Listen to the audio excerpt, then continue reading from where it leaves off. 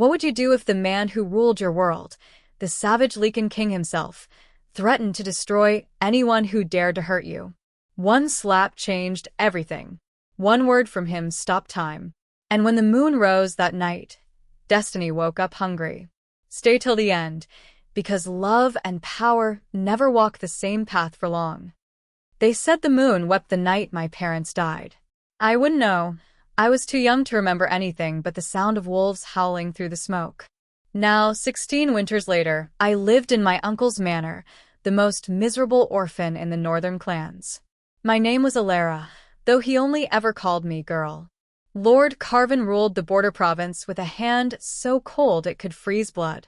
He wasn't cruel in the way men screamed or struck for sport. He was cruel in the way ice kills, slowly, quietly, and without remorse. The attic was my world, a slanted ceiling, cracked window, and the scent of old hay. I drew to survive. My charcoal sketches filled the walls, wolves with wings, moons that bled silver, forests where no one could find me. The servants whispered that my drawings were witchcraft. I whispered back that they were hope. That morning, I heard his boots before the door creaked open. Alara, came his voice, flat, measured. The court has summoned us. My charcoal snapped in my hand. The court, I echoed. King Kale himself wishes to witness your judgment. Judgment? For what? My breath hitched. I've done nothing. That is precisely the problem, he said, eyes sharp as frost. You breathe. You exist. You cost me silver and offer nothing in return. He turned, his cloak swaying like a black wing. Dress properly. You'll not shame me before the throne. When he left, I sat trembling. The court was sacred ground. Only alphas and highborn wolves dared stand there. Omegas like me weren't invited, unless as servants or sacrifices.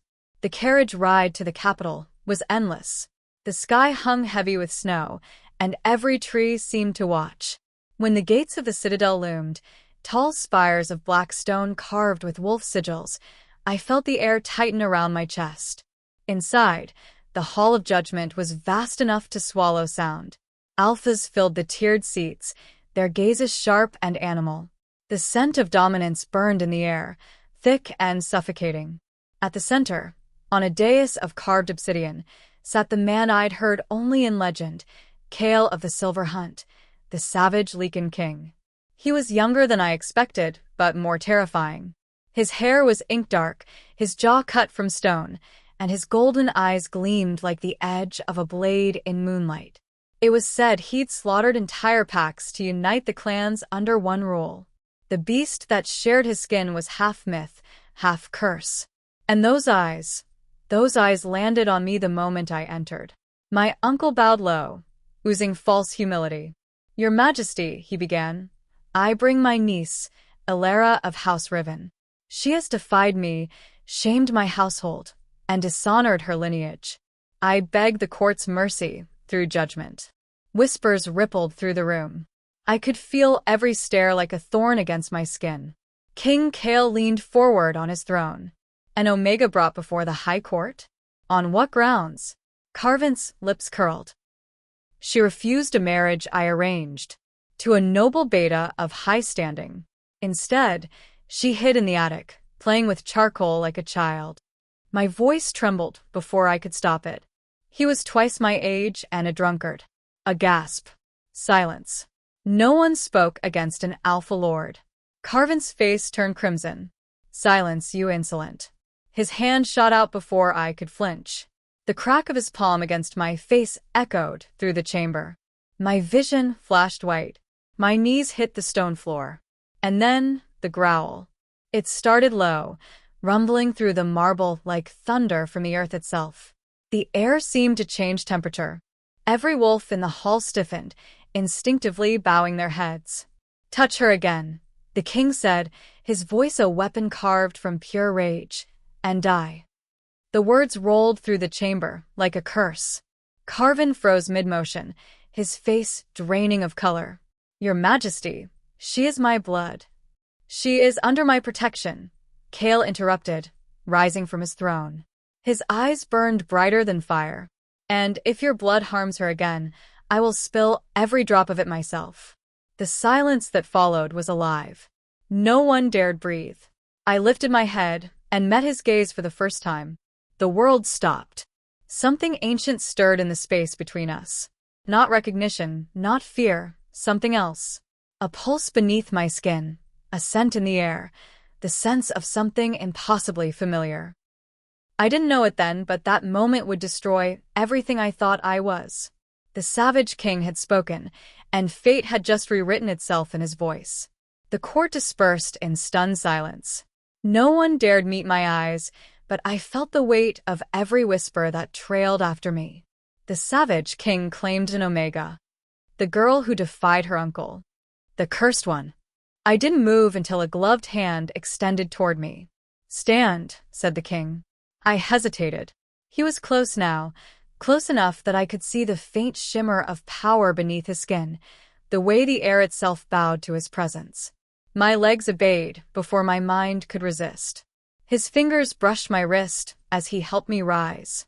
A shock raced through me, heat, wild and electric, like the pull of the moon on the tide. "Take her to the north wing," he told the guards.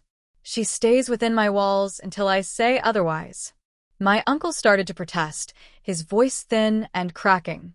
"Your Majesty, she is my ward. My property."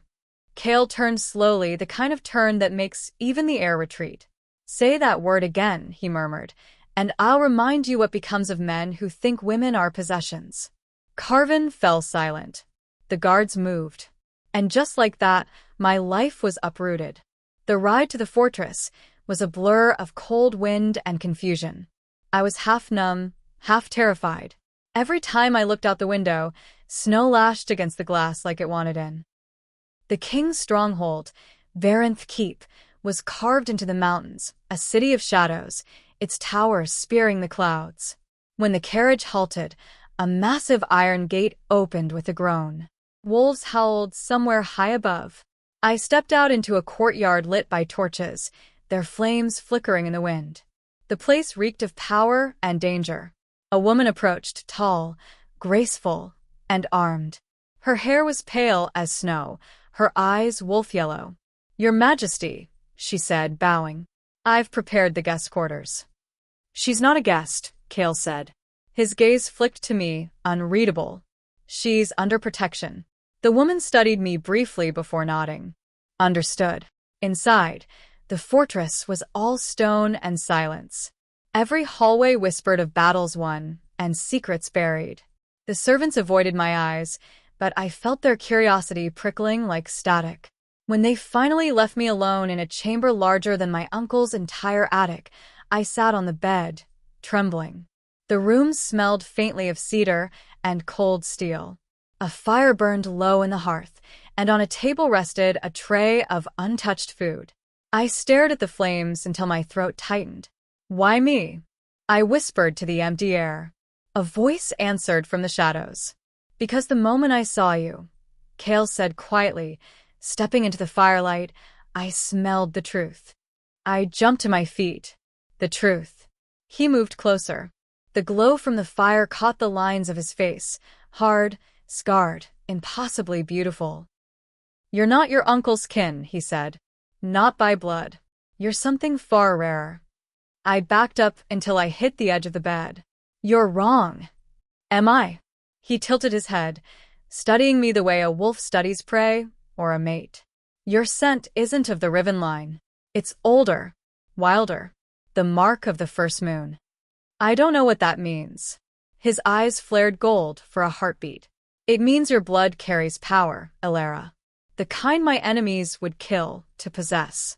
The kind that was supposed to have died out generations ago." My pulse hammered. "And what does that make me?" He paused. When he spoke again, his voice was low, almost reverent. "It makes you mine to protect, until I know who wants you dead." That night, I couldn't sleep. Every creak of stone felt like a whisper, every gust of wind a threat. Somewhere in the halls below, I heard the king's low growl echo, half human, half beast. I curled beneath the blankets, shaking. I didn't yet understand it. The bond, the danger, the fate he spoke of. All I knew was this. Whatever he saw in me had already changed everything. And in the depths of the fortress, the savage king stood on the balcony beneath a blood-red moon, whispering to the night. She doesn't know what she is yet, but soon the others will. Morning came softly, though nothing about the fortress felt gentle. The light that spilled through the tall, narrow windows was silver and cold, like moonlight wearing daylight's disguise. I woke from dreams that weren't mine, wolves running through fire, a woman's voice singing in a language I didn't know, and the echo of a crown falling to stone. When I rose, I found a cloak folded neatly by the door, fur-lined and far too fine for someone like me. The embroidery shimmered faintly in the light, a crescent moon woven in silver thread. Someone had left it there in silence. I put it on. It fit perfectly. The corridors of Varenth Keep were a maze of dark wood and stone. I followed the sound of clashing steel until I found the training yard. Dozens of soldiers sparred under the watch of the pale-haired woman from before. Commander Saris, I remembered. She spotted me instantly. The king said you might wander, she said, lowering her blade. Hungry? I nodded, unsure if that was safe to admit. She smirked. Good. The cooks panic if guests don't eat. Follow me. We walked past soldiers who bowed to her, but whose gazes flicked to me, curious and cautious all at once. I caught words whispered under breath. The claimed one. The moon-blooded. Every step deepened the pit in my stomach. In the dining hall, Saris poured me broth and tore a piece of bread in half. You must be wondering why he brought you here. He said I wasn't my uncle's blood, I murmured. That I have power. She leaned in, voice low. Power is a word people use when they're afraid of something they don't understand. Kale's right about one thing. Your scent isn't Riven. It's ancient. How can you smell lineage? Saris smiled faintly. Among lichens, scent is memory. It carries truth. Yours carries moonfire. I blinked. Moonfire? She was about to answer when a low growl rolled through the hall, instinctive, commanding. Every soldier stilled. The king had entered. He wasn't dressed like a ruler, just black leather and a cloak dusted with frost. But the room bent around him all the same. He gave Saris a nod before turning his gaze to me. Walk with me, he said. Not a request.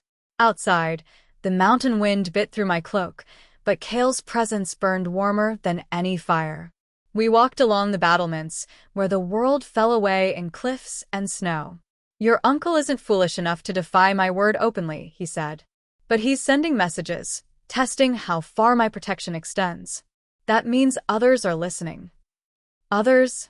I asked. The ones who killed your parents. I stopped dead. You know about them? His jaw tightened. I know enough. Your mother was not an Omega. She was the last High Seer of the Lichen tribes. When the purge came, she vanished. Until now, I thought her bloodline was extinct. My mother? My throat felt dry. You think I have her power? He looked down at me, eyes unreadable. You don't just have it. You are the key to what she guarded, the lunar bond. A force old enough to command both beast and man. I stared, lost between awe and disbelief. Then why keep me here? Why not tell the world I'm, whatever that is? Because power unclaimed is a death sentence, he said simply. Until you learn to control it, anyone who senses it will try to use you. Or kill you. The words struck cold.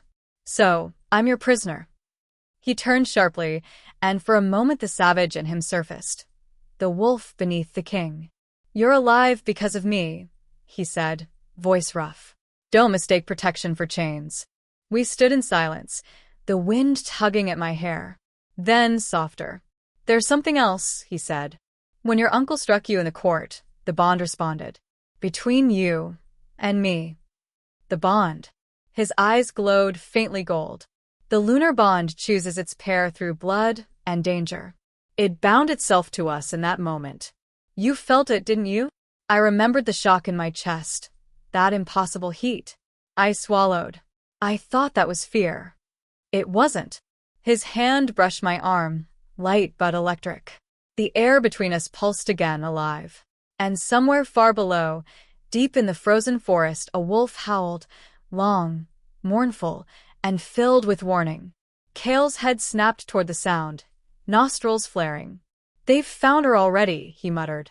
"The hunt begins."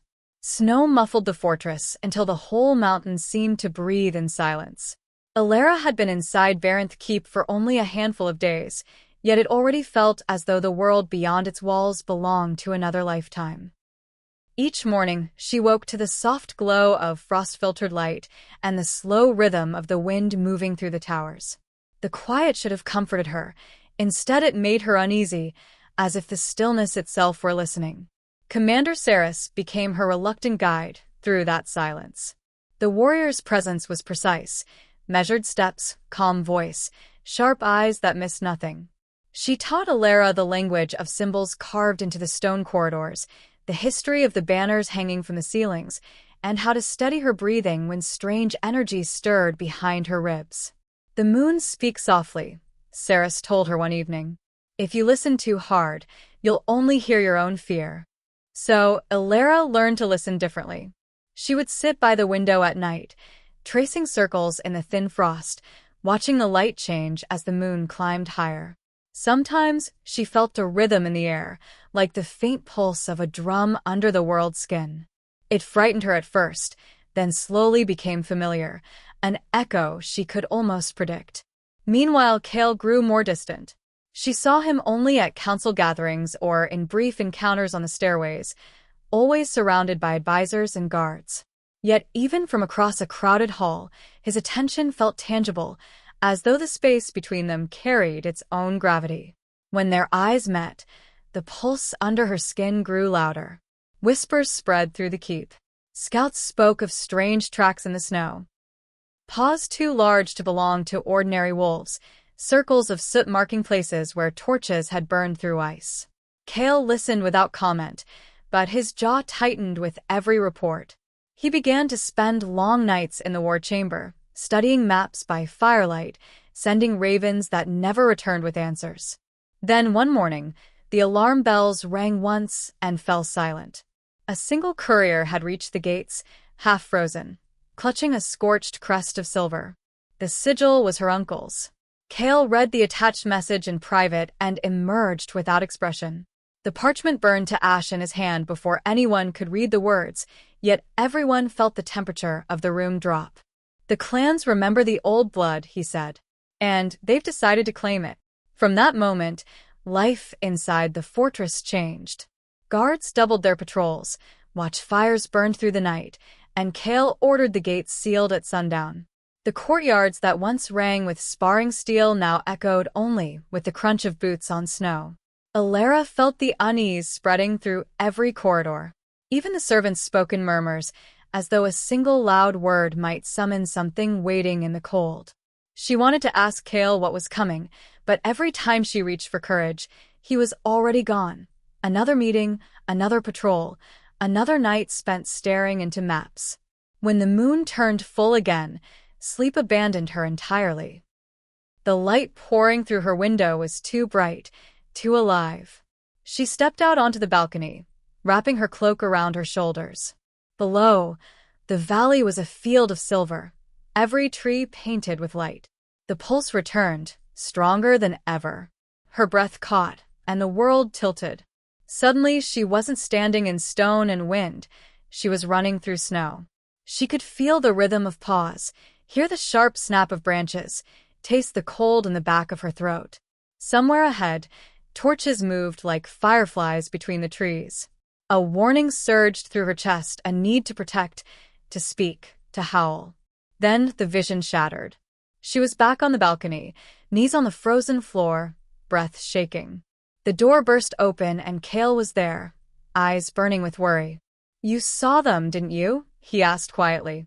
She nodded, still gasping. "Riders in the forest," she whispered. "5 of them. I felt their hearts beat." He helped her to her feet, more careful than she expected. "Your sight has opened sooner than I thought," he said. "The bond between us let me feel it too." "The bond?" she asked. "It's how the moon links its chosen. You reached through it tonight." He led her inside, pacing near the fire.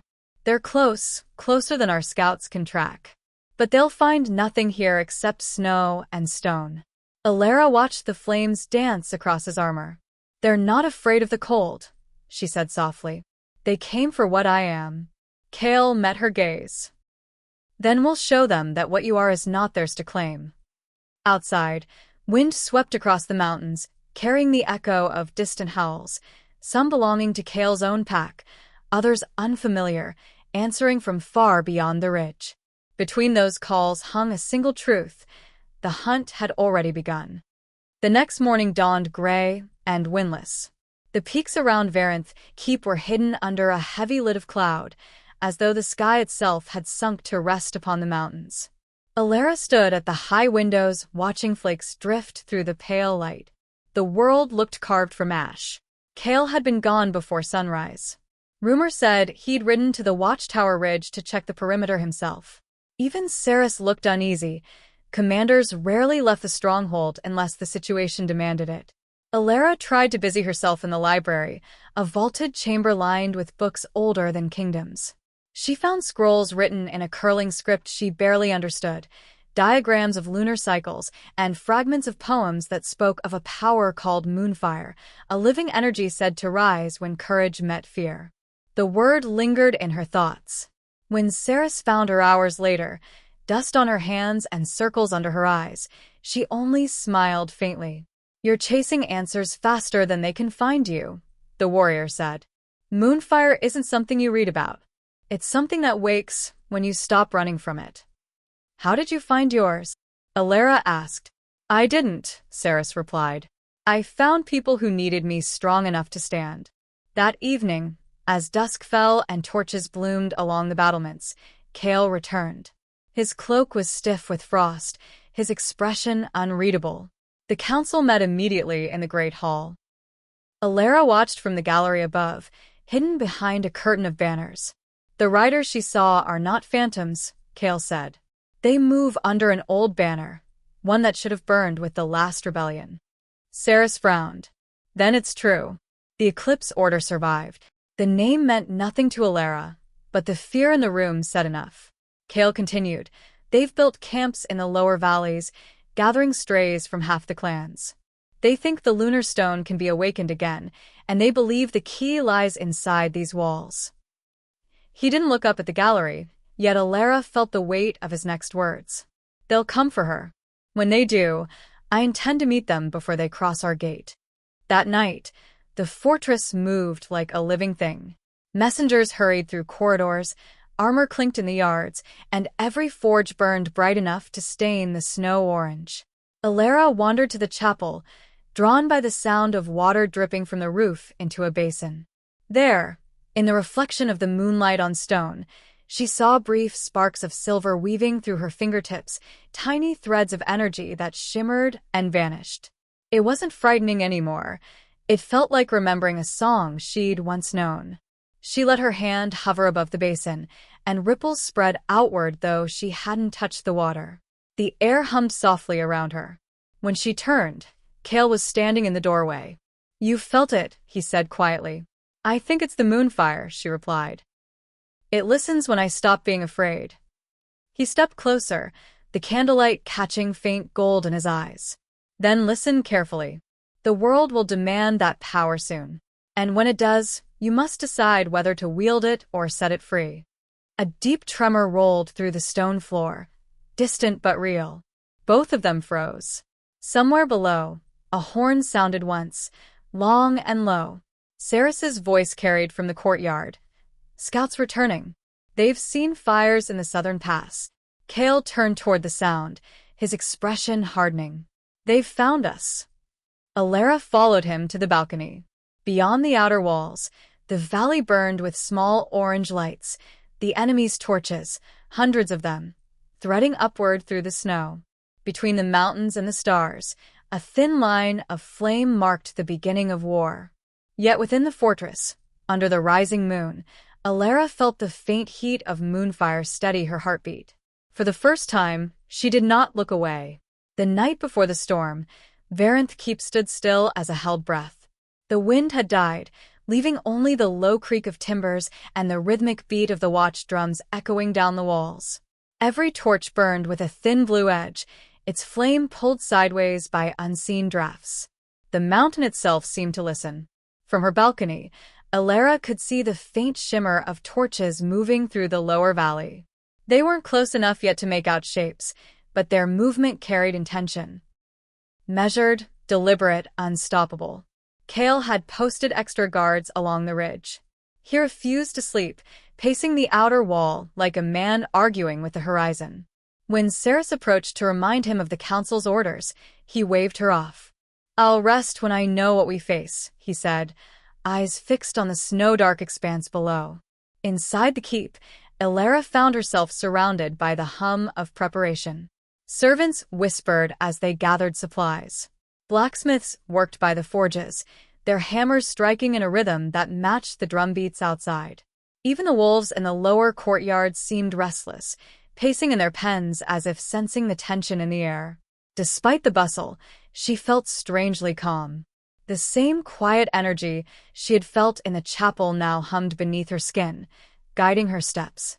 She moved through the halls with purpose, helping where she could, passing messages, carrying cloths for the healers, offering small smiles to soldiers who looked younger than courage should allow. At dawn, the first snow of the new storm began to fall. Thick, heavy flakes drifted from a pale sky and clung to the black stone of the keep. The drums stopped. Silence returned, sharp, waiting. Kale stood on the battlements, cloaked in white, a faint dust of snow caught in his dark hair. When Alara joined him, he didn't look away from the horizon. "They've stopped moving," he said. "Too soon. They're waiting for something." "What could they be waiting for?" she asked. He turned then, eyes golden in the gray light. "For fear. They want us to break before they lift a hand." Alara looked toward the valley again. The torches had gone out, but she could still sense the presence of hundreds of minds below, steady, silent, patient. She realized that the faint rhythm beneath her ribs wasn't her own heartbeat anymore. It was theirs, moving together like one creature breathing beneath the snow. She closed her eyes and let the pulse guide her mind outward. For a brief moment she saw it clearly, tents hidden beneath frost, shapes crouched beside extinguished fires, waiting. Among them was a darker energy, a steady vibration that made the rest seem almost still by comparison. It was like staring into the cold center of the moon. When she opened her eyes again, Kale was watching her carefully. "You saw them," he said. She nodded. "And something else. Someone leading them." He frowned. "Describe it." "I can't," she said slowly. "It wasn't a person. It was a presence, like a shadow that remembers it used to be light." Kale was silent for a long time. Finally, he said, "That's the mark of the Eclipse Order. They follow a seer who believes the moon's gift was never meant for unity. She calls it the unbinding. If she truly walks among them, then this isn't just a rebellion, it's a calling." A gust of wind whipped between them, scattering flakes like glass. "What happens now?" Alara asked. Kale straightened, the faintest smile tugging at the edge of his mouth. "Now we remind the mountain who it belongs to." As the day stretched on, the fortress transformed. Courtyards became shelters, great halls became command centers. The wolves were released into the high woods with scouts, their howls echoing back like living signals. Alara spent the afternoon with Saris, helping prepare the inner chambers. The commander showed her how to light the silver braziers that would keep the keep's protective sigils alive. "They're not just symbols," Saris explained. "They listen to intention.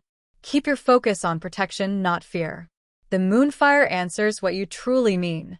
Alara nodded, though she still wasn't sure what moonfire really was. When she closed her eyes, though, she could feel it, a warmth that wasn't heat, a steady light beneath her heartbeat. By dusk, the first tremor rolled through the stones beneath their feet. Not thunder, something closer. Something alive. Kale appeared in the doorway, his cloak whipping behind him, eyes glowing faintly. "They've made their move," he said. Outside, the valley was no longer empty. Flickers of orange light swirled beneath the trees, signal flares in the snowstorm. The horizon pulsed with motion. Alara gripped the railing, breath fogging in the cold air. She expected fear, but what came instead was clarity. The pulse of the world lined up perfectly with her own. She whispered the word that had been haunting her since the library: moonfire. The air shimmered faintly around her hands, small sparks of silver drifting upward before fading. Kale saw it too, his expression unreadable but intense. "Good," he said softly. "Keep that light close. We may all need it before the night is over." And as the snow thickened and the torches below grew brighter, the ancient fortress of Varenth kept prepared to meet the world beyond its gates, one heart, one breath, one rising moon at a time. By the time night fell, Varenth Keep had become a world unto itself, stone and fire, breath and heartbeat, surrounded by an endless storm. The snow no longer fell in flakes but in slow, deliberate sheets, soft enough to hide sound yet bright enough to make the world glow faintly blue. Lanterns lined the walls like a constellation caught between heaven and earth. Alara hardly recognized the fortress anymore. Courtyards were filled with supplies, doors sealed with runes that shimmered faintly when touched, and the halls vibrated with the low hum of 100 whispered prayers. It was as if the mountain itself had awakened to stand beside them. She spent most of the evening with Saris in the library, now converted into a planning chamber. Maps were spread across long oak tables, marked with chalk and pins. Scouts moved in and out, carrying updates from the lower watchtowers. Each message was shorter than the last. Positions changing, sightings confirmed, fires burning brighter in the valleys. Through it all, Kale never raised his voice. He listened, nodded once, and gave quiet, decisive orders. His calm steadied the room, even when the air trembled faintly with pressure from the storm. At one point he turned to Alara. "The outer wards are holding, but not for long. I'll need you with Saris at the inner circle when the moon rises. The sigils there are tied to you now. They'll respond to your energy more than anyone else's." She nodded, though her pulse jumped. "What happens if I can't control it?" Kale met her gaze, steady and unwavering. "Then you'll learn faster than anyone before you." The hours that followed stretched thin. The snow deepened until even the sound of the drums vanished beneath it. Alara found herself drawn to the old temple at the heart of the keep, a circular chamber with an open roof and a shallow pool that reflected the sky. The water was still despite the wind. The storm couldn't touch this place. She stepped inside alone, her reflection wavering in the moonlit pool. The carvings along the walls told stories she didn't yet understand. Wolves circling a glowing orb, hands reaching toward light, a crown of stars shattered and reformed. Kneeling beside the pool, she whispered, "Mother, if you can hear me, tell me what to do." For a moment, there was only silence. Then the surface of the water rippled. Faint lines of silver light spread outward, forming symbols she didn't recognize, but somehow understood. Her mind filled with fragments, her mother's face in shadow. A voice sang, "The moonfire is memory. It remembers who we were before fear." Alara's chest tightened. "Then help me remember," she murmured. When she looked up, the world had shifted. The chamber was no longer dark stone but luminous silver. Ghostly figures stood around the pool, ancient lichens in ceremonial armor, their forms blurred like smoke. One stepped forward, its voice low and melodic. "You carry what we lost," it said. "But memory alone cannot protect the living. You must choose to be more than a reflection of the past." Alara wanted to speak, but the vision dissolved into light. The glow faded from the walls, leaving her alone again in the quiet temple. The storm still raged beyond, but now its rhythm felt familiar, almost welcoming. When she returned to the main hall, Kale was waiting near the stairs. He studied her face, as if reading a message written there. "You've seen something," he said. "I think I saw them. The ones who came before us. They said the moonfire isn't power. It's memory." Kale nodded slowly. "That's what your mother believed too. She wanted to bind memory to mercy. Others wanted it bound to strength." "And what do you believe?" Alara asked. He smiled faintly, though it didn't reach his eyes. "I believe the moon gives us what we need, not what we want. Tonight, we'll find out which that is." A horn sounded from the watchtower. Long, low, and final. The signal of first contact.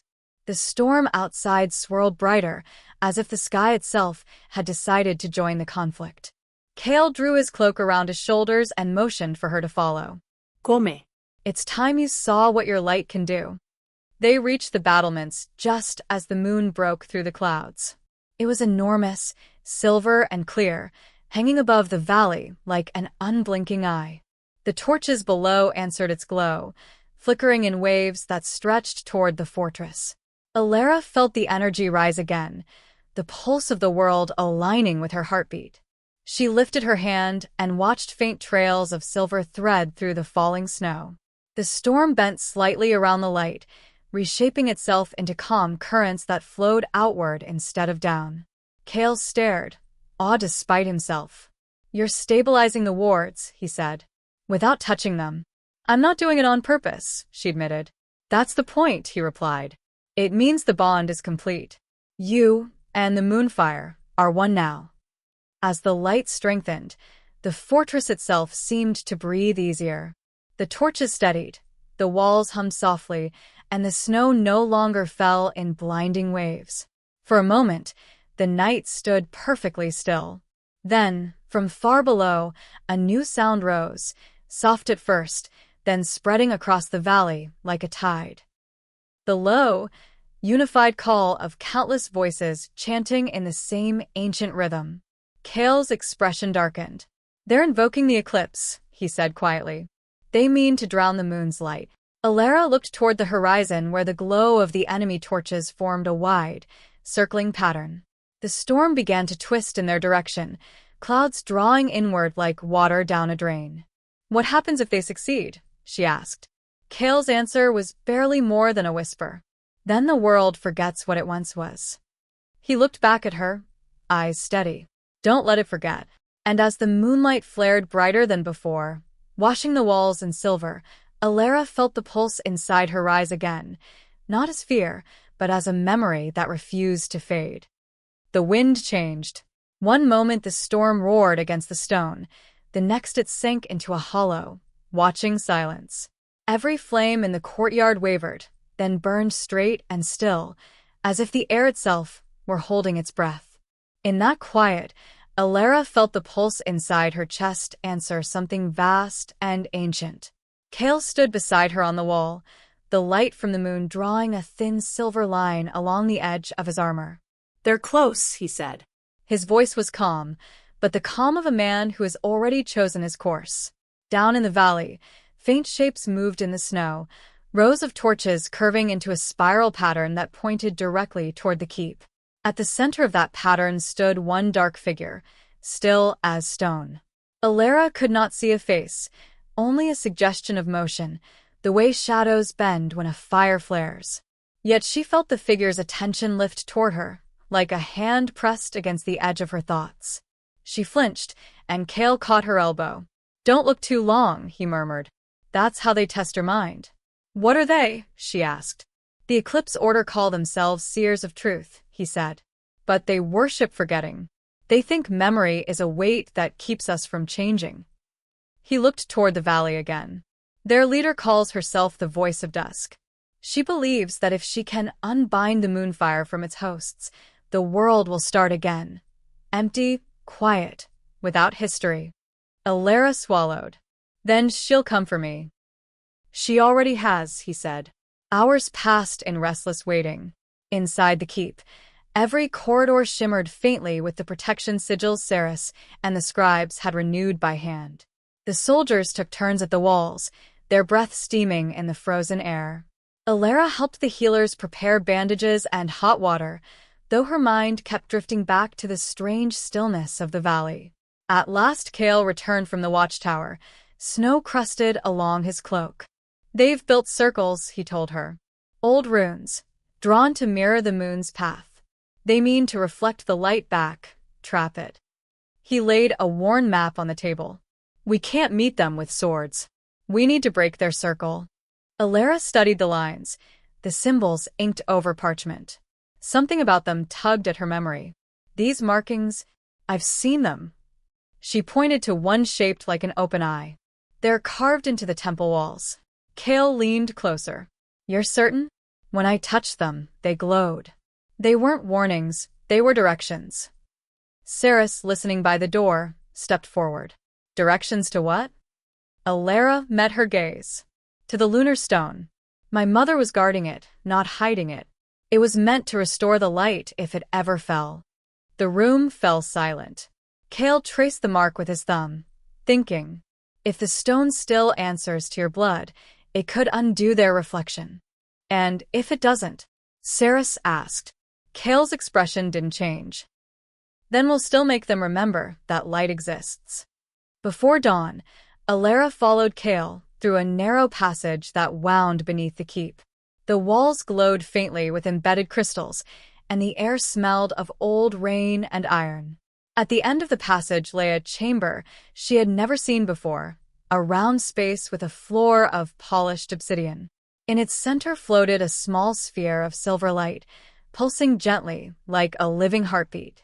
The lunar stone, Kale said quietly. It responds to presence. No one's touched it since your mother vanished. Alara stepped forward.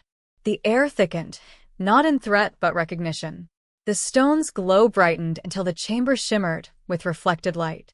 In that light, she saw flashes of memory, her mother's hands weaving silver thread, the forest burning, a voice saying, when the moon forgets itself, remind it.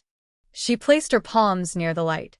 The sphere trembled, then expanded into a soft wave that rolled outward, seeping into the walls, up through the stones of the keep, out toward the storm. Above them, the clouds thinned. The light touched the first edge of the enemy's spiral pattern, scattering it like dust. Kale's head lifted, eyes bright. You're breaking their reflection. The effort nearly overwhelmed her. The energy wasn't heat but memory, images, sounds, faces she had never known flooding her thoughts. Kale caught her before she could fall, steadying her with both hands. Easy, he said. Let it flow through you, not from you. Alara breathed, focused on his voice, and slowly the flood settled into a rhythm she could follow. The silver light grew steadier, spreading in gentle waves that reached far beyond the fortress. Outside, the storm shifted. The spiral of torches below flickered, wavered, then broke apart. The dark figure at the center turned its face toward the moon and vanished into the snow, leaving only silence behind. When dawn finally came, the sky above Varenth Keep was clear for the first time in weeks. The snowfields glittered unbroken, the air crisp and still. Kale stood with Saris on the outer wall, watching the sunrise. Alara joined them quietly, exhaustion etched across her face, but light still lingering around her hands. They'll return, Saris said softly. Yes, Kale agreed. But they'll return knowing the light can't be unmade. Alara looked toward the horizon where the last of the clouds melted into morning. The warmth of the sun felt unfamiliar after so many gray days. What happens now? She asked. Kale turned to her. Now we rebuild the memory they tried to erase. And as the new light touched the mountain peaks, Varenth Keep stood unchanged yet entirely different, its stones whispering with the hum of the moonfire, its people remembering, for the first time in generations, that darkness and light are simply two halves of the same sky. Morning stretched across the peaks in long, gold bands, sliding down into the valleys that had only ever known cold light. For the first time in anyone's memory, the snow on the mountainside glimmered with faint traces of color, soft pinks and blues like dawn seen through crystal. The storm had not simply passed, it had changed the world it left behind. Inside Varenth Keep, people moved carefully, as though a single loud sound might break the fragile calm. The soldiers who had stood watch through the night cleaned their armor in silence. The wolves, usually restless after confinement, lay quietly by the gates. Even the wind seemed gentler, winding through the corridors in low sighs. Alara woke in her chamber long after the sun had risen. Her memories of the previous night came in fragments. The silver sphere, the surge of energy, Kale's voice calling her back. When she opened her eyes, she half expected the world to glow as it had in the chamber below. Instead, there was only sunlight, warm and steady, filtering through frost-streaked glass. She rose slowly, surprised by how light she felt. The quiet wasn't emptiness. It was space, like the pause after a song ends and before another begins. When she touched the windowsill, faint lines of silver still glimmered on her skin, fading as she watched. A knock came at the door. Saris entered carrying a folded cloak and a small wooden token carved with the crest of the keep. "The council meets within the hour," she said. "They want you there." "Me?" "The king's orders." Saris gave a half-smile. "It seems you're no longer a guest." The council hall was brighter than Alara had ever seen it. The high windows stood open to the morning air, and light spilled over maps, scrolls, and tired faces. Kale stood at the center table, speaking quietly to the captains. When he saw her enter, the conversation paused. "You've done more for this fortress than all my armies combined," he said. "You deserve to hear what happens next." He gestured for her to sit. The captains began their reports.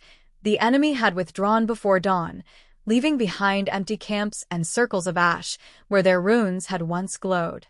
No bodies, no battle, only the faint scent of burned frost. "It wasn't a defeat," Kale said. "It was a warning. They'll return when they believe they can twist what happened here into their own legend." He looked at Alara. "That's why we must decide now whether Varenth Keep remains a fortress or becomes something else." The room fell quiet. One of the older advisors, a gray-bearded man named Thalen, spoke first. "The world outside our borders will hear of this. Every clan that feared the Moonfire will come asking for a share of its strength." "They won't find it," Alara said softly. "The Moonfire isn't something that can be divided." Thalen frowned. "Then what would you have us do with it?" "Remember," she said simply. "Not worship it. Not hide it. Just remember what it feels like to be whole." The words hung in the air, strange and gentle. Kale studied her for a long moment before turning back to the table. "Then we make a pact," he said. "From this day forward, the light of the first moon is bound not to blood, but to intention. Any who seek its guidance must come willing to serve life, not command it." Saris placed her hand over the map. "We'll need witnesses," she said. "All the clans must see it formed." "They will," Kale replied. "And when they come, they'll see her, the keeper of the Moonfire." Alara shook her head. "I'm not ready for that." "You are," Kale said, not unkindly, "because you already stopped trying to be what they told you to be." That evening, preparations began for the gathering. Messengers rode out through the passes carrying invitations marked with silver wax. The great hall was cleared of weapons and filled instead with long tables, banners, and torches that burned with steady light. The wolves were loosed into the forests as symbols of peace, their howls carrying news of the new accord faster than any letter could. Alara walked the corridors as dusk fell, feeling the pulse of the keep through her fingertips. The air thrummed faintly with energy, not wild as before but balanced, listening. Each breath felt like part of a rhythm too large to name. She found Kale on the west tower, staring toward the horizon where the last light of day turned the snowfields gold. For the first time since she had met him, his stance looked almost relaxed. "Everything changes again tomorrow," he said without turning. "It always does," she replied. He glanced back, a faint smile playing at the corner of his mouth. Then perhaps change isn't the enemy after all. For a while they simply watched the sky. Below them, Varenth Keep glowed softly in the half-light, its torches steady, its walls no longer a barrier but a beacon. Beyond the mountains, distant fires marked the camps of travelers already making their way toward the fortress. The world was coming to them, drawn by the light they had kept alive. Alara felt the moonfire stir once more beneath her skin, not as a surge of power, but as quiet recognition. The mountain no longer whispered of fear. It whispered of memory, of renewal, of dawn finding its way through snow. And when the first stars appeared, she spoke softly into the wind. "Mother, they'll remember." Days later, the valleys below Varenth Keep filled with movement. From every direction came banners stitched with different sigils: the spiraled flame of the southern forges, the twin leaves of the forest tribes, the jagged crest of the high ridge nomads. What had once been a battleground was now a meeting ground. The air held not tension but curiosity, a cautious willingness to see what might come next. Alara watched from the upper balcony as the first caravans arrived. Where she had expected soldiers, she saw families. Where she had expected challenge, she saw the quiet respect of people who had traveled through weeks of snow to witness a promise. She felt no triumph, only an ache of understanding. Memory had drawn them here more powerfully than fear ever could. Kale had ordered the fortress opened. Its gates stood wide, and the courtyard had been swept clean of ash. Long tables lined the walls, covered with cloth dyed in the colors of every clan. The lunar stone, now resting on a pedestal at the center of the keep, pulsed with soft light that brightened and dimmed with the rhythm of breathing. Saris moved through the courtyard, directing guards and greeting envoys. She caught Alara's eye and nodded toward the inner stairs. "They're ready for you," she called. The great hall, once echoing with strategy and arguments, had been transformed. Evergreen branches hung from the rafters, torches burned with clear blue flame. The sound of many voices filled the space, not in anger, but in the low murmur of expectation. Kale stood before the gathered clans. When he spoke, his voice carried easily, more like conversation than command. "For generations," he said, "we've built walls around our fear of power.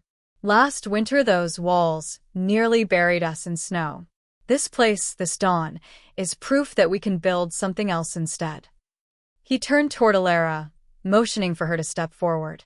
The murmurs fell away. "This is Alara of the first moon," he said. "She carries memory, not to rule us, but to remind us who we are.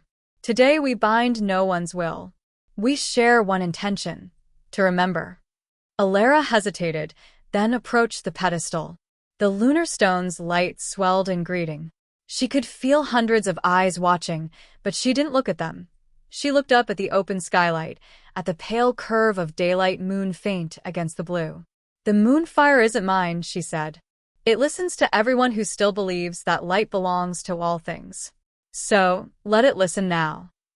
She placed her hands near the stone. The glow rose gently, spreading outward across the floor, threading through the hall like strands of silver thread. Where it touched the banners, their colors deepened. Where it touched the people, the light reflected in their eyes. The effect was quiet, almost delicate. No explosion, no spectacle, just connection. Outside, the wolves answered with a long, rolling call that echoed from ridge to ridge. When the sound faded, the courtyard erupted in applause, not loud, but warm, like wind through trees. The pact was sealed. That evening, as the guests filled the hall with conversation and music, Alara slipped away to the parapet. The sky was clear, the stars sharp and endless. The moon hung just above the horizon, bright and whole. Kale found her there, leaning against the stone, her cloak drawn tight against the cold. "You did it," he said simply. "We did it," she corrected. "And now we keep doing it, remembering." He nodded. For a long while they stood in silence, watching the moon rise higher. The light brushed the mountain peaks, turning them silver. Below, torches flickered like grounded stars, scattered across the snow. For the first time in years, the valley did not look divided. It looked alive. Alara turned to him. "What happens when the moon changes again?" "Then we change with it," Kale replied. "That's what living things do." She smiled faintly, the first unguarded smile she'd felt since childhood. "Then maybe memory isn't about holding on. Maybe it's about learning to move forward without forgetting the way back." He considered that. Your mother would have liked that thought. Alara looked up at the glowing curve of the moon, feeling the pulse of the world settle into calm rhythm. Somewhere deep inside, the moonfire answered, not as a command but as a quiet echo, a heartbeat shared between sky, stone, and every living thing below. "Then let's make sure she hears it," she said. And as the night spread across the mountains, Varenth Keep stood as both fortress and beacon, a reminder that even in the coldest world, memory can keep the light alive. The moon has set over Varenth Keep, but its light lingers. Alara's story reminds us that even the coldest hearts can remember warmth, and that love, in all its wild and uncertain forms, can be the thing that saves a world from forgetting itself. If this journey through snow, shadow, and moonfire spoke to you, hit subscribe and stay with us for more dark fantasy love stories, where every ending hides a beginning, and every heart still beats beneath the storm.